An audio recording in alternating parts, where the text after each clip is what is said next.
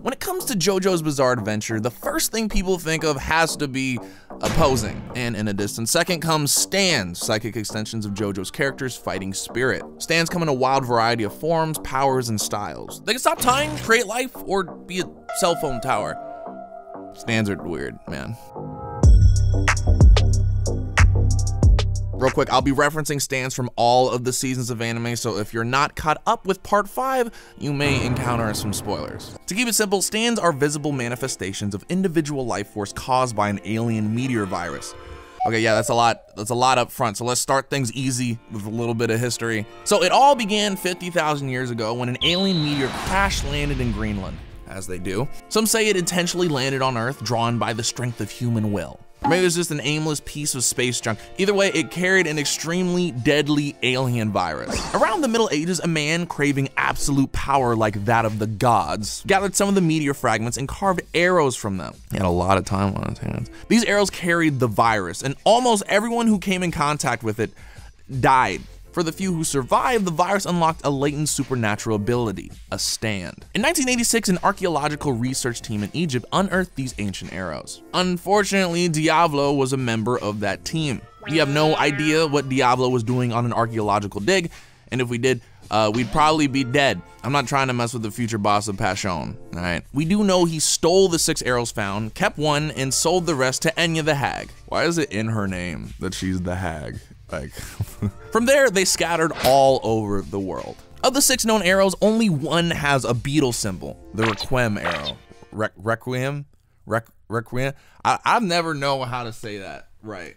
Requiem. Requiem. It's Requiem. If a stand is pierced by this arrow, they'll evolve into their Requiem form for as long as the arrow remains part of them. Some people who get hold of arrows like Diablo and Pulpo, or the Nijimura brothers, intentionally use them to unlock as many stand users as possible. Never mind that anyone struck with one who can't handle it will die horribly. If someone isn't strong enough to manifest a stand on their own, they'll still have a chance if they get healed before they bite it. That's how Koichi got his stand, Echoes, which was just like an egg, which had to be like hella disappointing. Josuke is like a big buff dude that like heals things and reverses like critical illness, and then this one's just like lunch.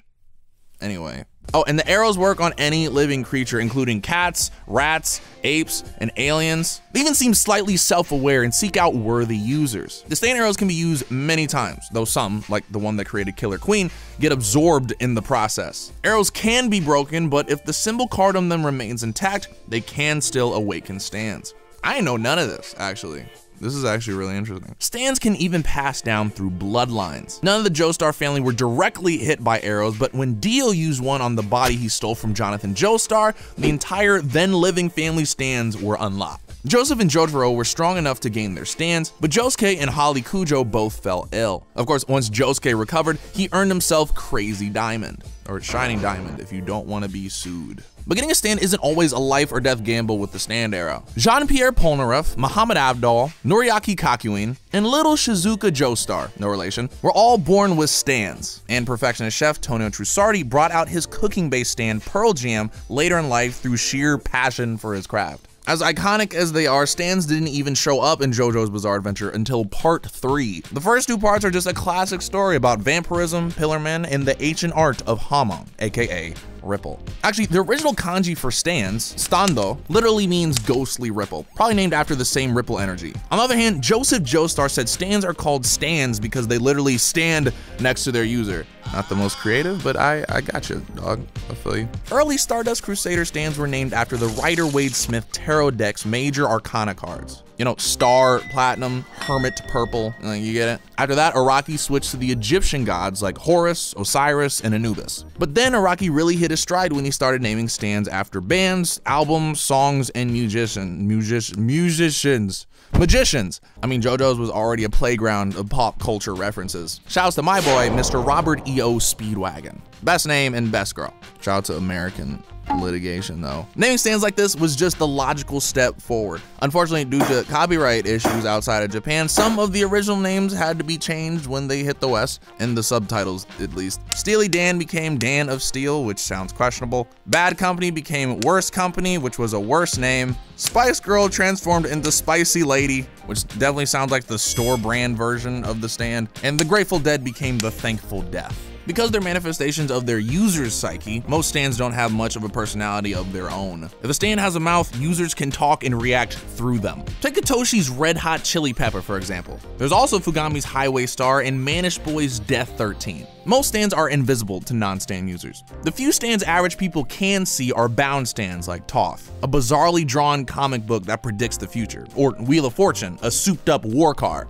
Non-stand users can also see the effects stands leave behind, like this handsome arresting rock formation, or like these guys whose bodies just start falling apart. Though stands can affect the physical world, they can only take damage from other stands. So the only way to attack a stand is in stand-to-stand combat, or by attacking a stand's user. Because they're linked to their user's life force, when a stand user is injured, their stand often suffers similar injuries, and vice versa. So it follows that stands can act independently to save their user, like the time Star Platinum caught a bullet Jotaro shot at his own head. Then there are some truly sentient stands like Spice Girl, who named herself and offers advice for her newbie user Trish, which is kind of weird if you think about it. Just like any relationship, it takes time for stand users to really get to know all of their stand's abilities. Koichi didn't discover Echo's 3 acts until it became absolutely necessary in the heat of battle. And talk about a close call, especially when your power is an egg. Kira only unlocked Killer Queen's Bite the Dust after committing a particularly evil act, and Jotaro didn't discover Star Platinum's ability to stop time until his final fight with Dio,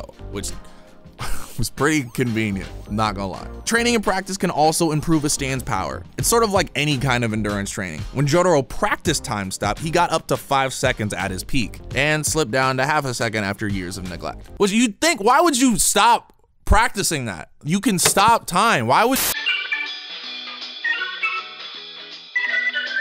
Typically, it's a 1 stand per user sort of situation, though there are examples of users sharing a stand, like the 2 rats of Rat, that's with 2 T's, and a couple more notable examples that we can look forward to seeing in Stone Ocean and Steel Ball Run. There's also stands who swap users. Cheap Trick is a nasty little parasitic stand who attaches itself to a user's back and tries like hell to get another user to spot it there. If it's spotted, it drains the life of whoever it's currently attached to and jumps to its new host to repeat the cycle. Then there's the bound stand Anubis, which outlived its original master and can choose to possess anyone who unsheathes its sword. Once they do, Anubis can utterly control them, and if it possesses a stand user, Anubis also controls their stand. That's kind of messed up. There's also the odd case of sub-stands, where stand has a component stand with it. The sub-stand's not quite a full stand on its own, meaning the user technically only has 1 stand. There's dynamic duos like Killer Queen and Bites the Dust. There's also Diablo combining King Crimson's Time Loop and Epitaph's predictive abilities. Technically, Epitaph belongs to Doppio, but since Doppio is the best boy of all time and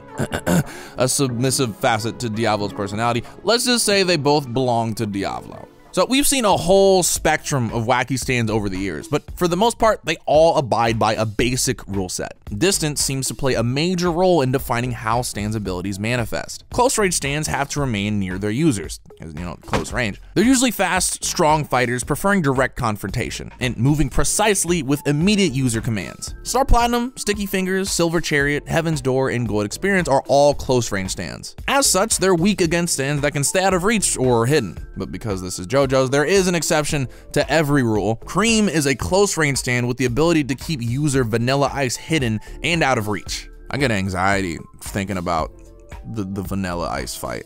Like, he just ate himself and, like, I don't know. Long range or remote controlled stands have far greater reach. In some cases, they're able to get miles away from their user. The drawback? These stands aren't a physical match for most close range stands. Reconnaissance type stands usually fall under this category, because this ability lends itself to sneak attacks and spying. However, their users are left vulnerable while a stand's away doing recon. The Lovers, Hierophant Green, Sex Pistols, Clash, and Aerosmith are all examples. This stand may have range, but their powers might only work in close proximity. For example, Highway Star can chase a victim all over, but must actually touch them to drain energy. Automatic stands don't follow a user's command, but act automatically through preset instructions. They're usually separated from their user completely. Such a stand could be harmed without transferring its damage to its user, but in turn, the user has no way of knowing the condition of their stand when it's away from them. Two subtypes include far distance autopilot stands, who are extremely resilient and don't lose power, but can only follow limited or simple instructions, like Black Sabbath single-mindedly stabbing everyone nearby with an arrow. There's also posthumous stands like Notorious B.I.G. or Chariot Requiem that mindlessly follow a single drive after their user's death. Other automatic stands include The Lock,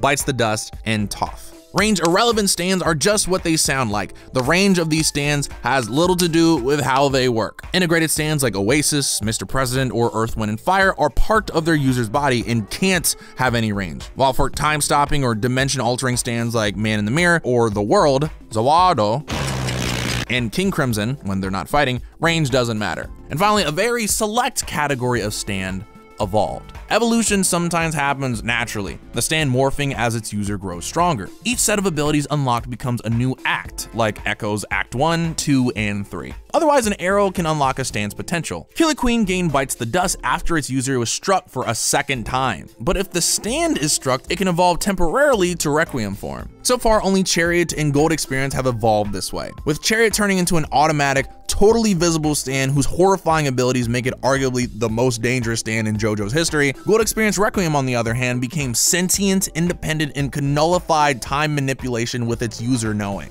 Kind of a good thing these powers are only temporary, huh? Also, how the f does King Crimson work, yo? I'm still like, it like erases time. Like, okay, like, what does that mean? Can we talk about this? Stands come in a huge variety of shapes and sizes, but they can be loosely categorized under a few labels. First off, there's natural humanoid type stands. These stands are more common in earlier JoJo's runs, and they include human-looking Star Platinum, Empress, and Hangman, armor-heavy Crazy Diamond, Zawardo, animal-leaning Anubis, Killer Queen, Magician's Red, and Dark Blue Moon, and Red Hot Chili Pepper, a cross between hard-headed dino Pachycephalosaurus and a Kappa, a Japanese mythological turtle-like creature. The category also stretches enough to include King Crimson, despite being completely cloaked in Chariot Requiem, Gold Experience Requiem, but not Gold Experience, and all 6 of the Sex Pistols, despite the fact they're supposed to be bullets made of metal. These stands come close to crossing over into the next category: artificial humanoids. The main difference between these and natural types is, well, like, they're artificial. Though they have bipedal humanoid forms, these stands appear mechanical or artificial with plastic, wood, or metal skin, and robotic or doll-like parts. It's like the difference between an android or a mannequin versus a human. They have all the same benefits as a natural humanoid stand, though they tend to lack expressions and mouths. They include Silver Chariot, who even with its armor off remains metallic, Hierophant Green, Kraftwerk, Green Day, Cinderella, Atom,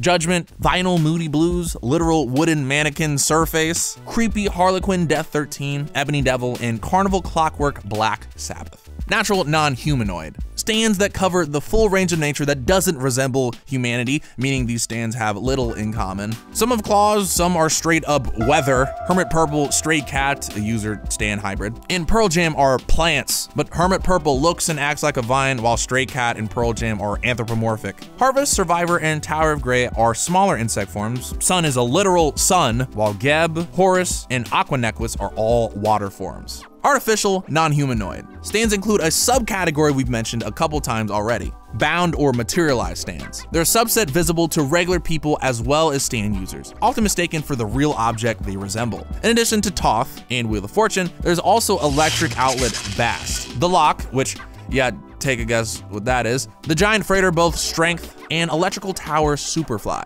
A stand like Love Deluxe bound to its user's hair could also fall under this category. Phenomenon stands are kind of a catch-all category. It includes stands with appearances so weird that they can't be quantified, like Notorious B.I.G. or Talking Head. They're pure ability stands without physical appearance, like Coom, Earth, Wind, and Fire, or Octon Baby, which allows their user to alter their appearance. Sekko's Oasis appears as a full bodysuit and allows its user to liquefy the ground. There's also supernatural phenomena like Tenor Sax's illusions luring people in, or Atom Heart allowing Yoshihiro to slip between photographs. There's a final category that can manifest in any of the forms we've just described: colony stands. Power is split between multiple units. This makes individual parts weaker, but there's opportunity for swarm attacks. And there's the added bonus that their user remains safe as long as one unit remains alive. Colonies include Bad Company's Squadron of Soldiers, Pearl Jam, Metallica's Iron Worms, and Harvest's Bees. Were they bees? Were they bees that look like little stink bugs? I don't know, they were weird. Those were weird. It goes without saying that these categories are far from perfect. Take Heaven's Door, which was originally an ability manifesting as book pages, but then becoming a floating Monopoly man. JoJo. And congratulations, you've officially earned a master's degree in Standology. And I'm glad to be totally able to bestow that degree upon you officially. I'm Curt with GetintheRobot, your anime explainer.